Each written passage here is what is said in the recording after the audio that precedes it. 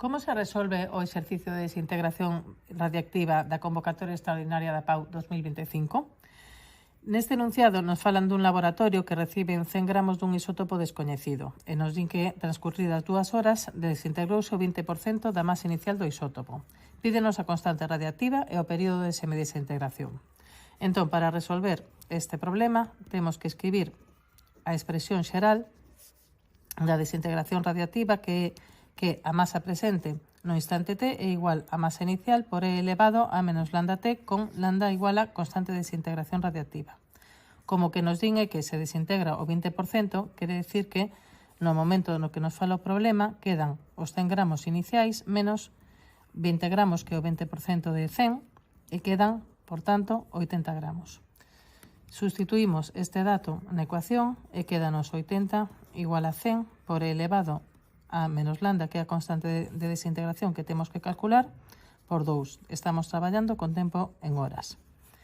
Se aquí despexamos pasando este 100 dividindo, quedanos que 0,8 é igual a E elevado a menos 2 lambda e aplicamos logaritmos a ambos lados da expresión.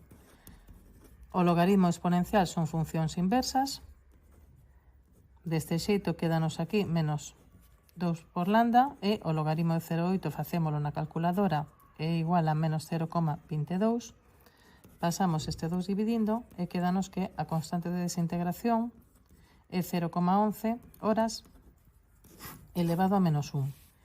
De aquí xa é inmediato ter o período de semidesintegración, que é igual a logaritmo neperiano de 2 entre a constante de desintegración. Sustituímos estes datos e obtemos o valor de 6,3 horas. Este sería o período de semidesintegración. Se en lugar de ter traballado en horas, traballamos en segundos, podemos obter o mesmo resultado, só que a constante de desintegración tería un valor de 3,1 por 10 elevado a menos 5 segundos elevado a menos 1 e o período de semidesintegración tería un valor de 2,2 por 10 elevado a 4 segundos. O resultado sería igualmente válido. No apartado B, temos que calcular a masa que queda do isótopo transcurridas 20 horas.